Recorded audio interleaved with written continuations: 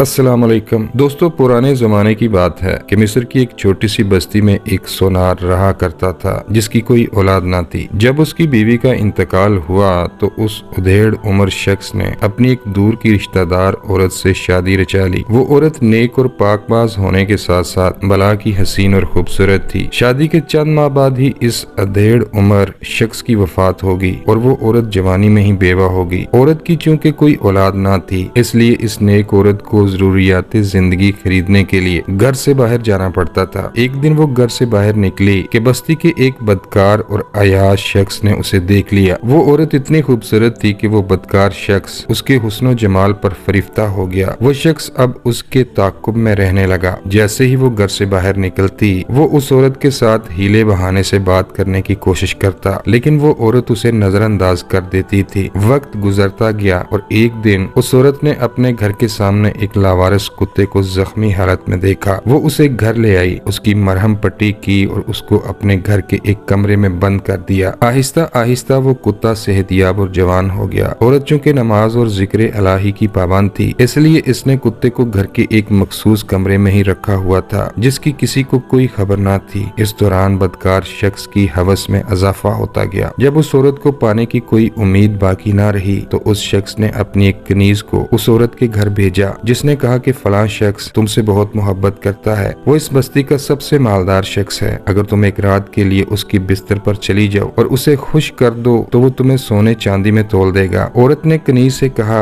मैं एक पाक बाज शख्स की बेवा हूँ। मैंने कभी किसी दूसरे मर्द की तरफ आंख उठाकर भी नहीं देखा। अपने मालिक को जाकर कहो कि अगर तुम्हें मुझसे मोहब्बत हो गई है और मुझे अपने बिस्तर की रानी बनाना चाहते हो तो फिर मेरे साथ निकाह करो और इज्जत और एहतराम के साथ अपनी बीवी बनाकर मुझे यहाँ से ले जाओ। एक रात के लिए मैं अपना जिस्म बेचने पर राजी नहीं हूँ। जवाब सुनने के बाद कनीज वहाँ से चली गई और उस बदकार शख्स को आकर तमाम कहानी सुना दी। फिर एक दिन दरवाजे पर दस्तक हुई। औरत ने जब दरवाजा खोला तो उस बदकार शख्स को अपने सामने पाया। शख्स ने कहा, मैं तुमसे एक जरूरी बात करना चाहता हूँ। औरत उस शख्स को अंदर ले आई, उसे इज्जत के साथ बैठाया और कहा, कहिए आप क्या कहना चाहते हैं। बदकार शख्स ने कहा, जब से तुम्हें देखा है मेरा दिल बेकरार है। तुम्हें पाने की जुस्तजू में रहता हूँ। मैंने अपनी कनीज के हाथों तुम्हें पैगाम भी भिजवाया था, लेकिन तुमने इनकार कर दिया। अब मैं खुद चलकर आया हूँ। मैं इस बस्ती का सबसे मालदार शख्स हूँ। मेरी पहले से 4 बीवियां मौजूद हैं। मैं तुमसे शादी नहीं कर सकता, लेकिन अगर तुम मेरी ख्वाहिश पूरी कर दो तो मैं तुम्हें मालो दौलत में तोल दूंगा। औरत ने कहा, ऐ शख्स, खुदा के खौफ से डर। मैं तुम्हारे मालो दौलत और सोना चांदी से मुतासर नहीं हो सकती। अगर मुझसे मोहब्बत है तो मुझसे निकाह करो, वरना यहाँ से चले जाओ, नहीं तो मैं शोरो गुल करके बस्ती वालों को इकट्ठा कर लूंगी। बदकार शख्स ने अपनी इज्जत ही बचाना मुनासिब समझा और वहाँ से निकल गया। उसके बाद उस शख्स ने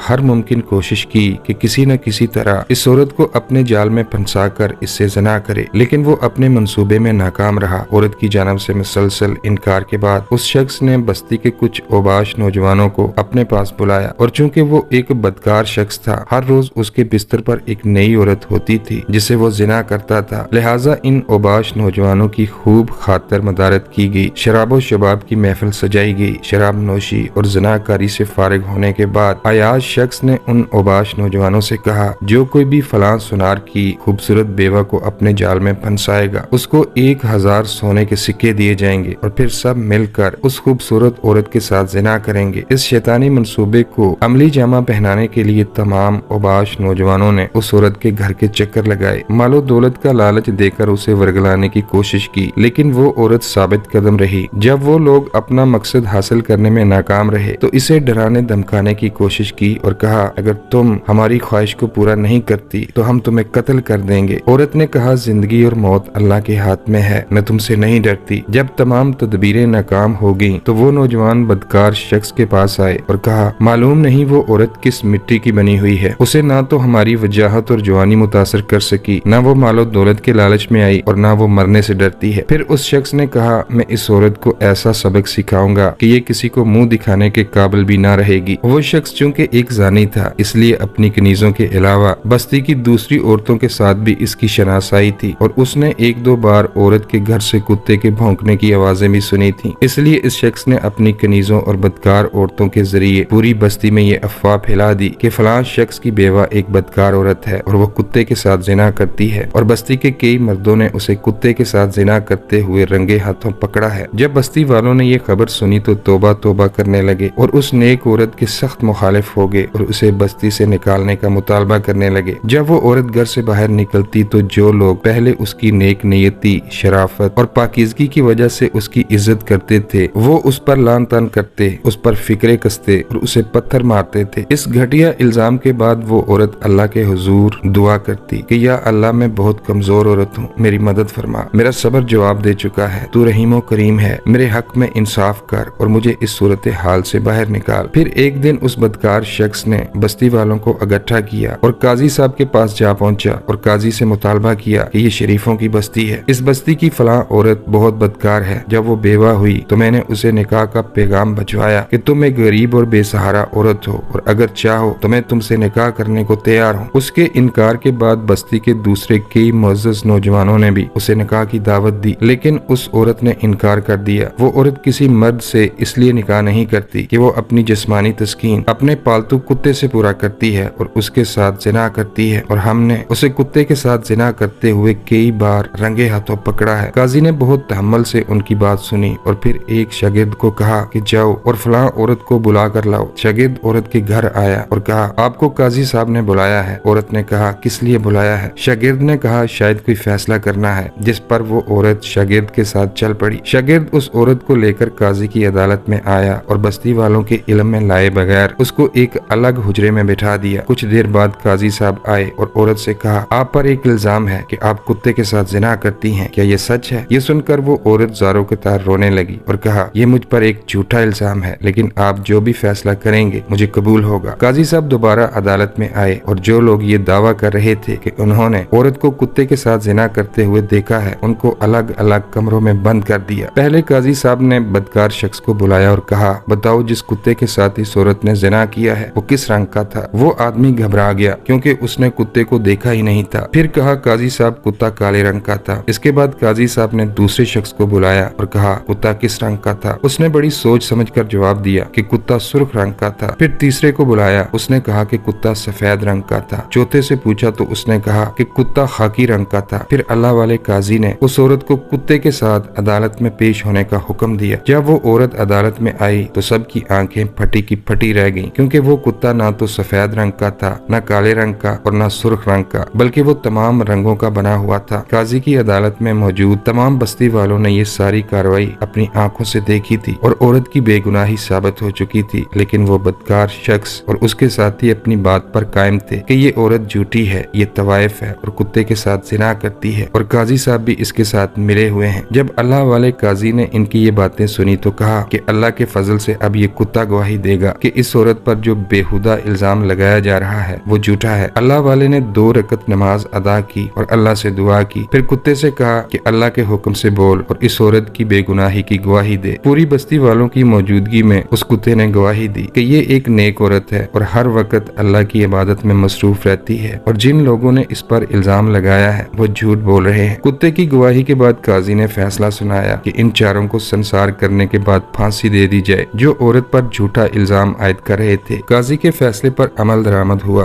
और उन चारों को फांसी दे दी गई और औरत की बेगुनाही चूंकि साबित हो चुकी थी इसलिए इसे इस घटिया इल्जाम से बरी कर दिया गया।